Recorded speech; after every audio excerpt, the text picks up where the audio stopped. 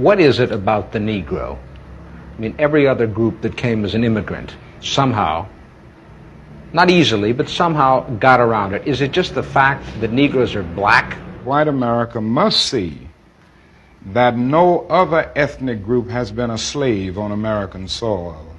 That is one thing that other immigrant groups haven't had to face.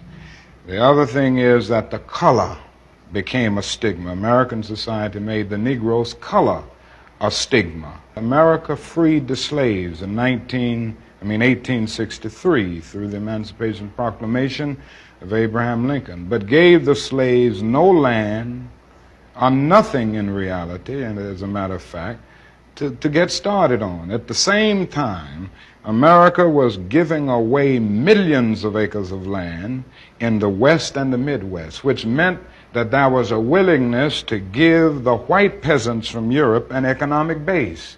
And yet it refused to give its black peasants from Africa, who came here involuntarily in chains and had worked free for 244 years, any kind of economic base. And so emancipation for the Negro was really freedom to hunger. It was freedom to the winds and rains of heaven. It was freedom without food to eat or land to cultivate, and therefore it was freedom and famine at the same time.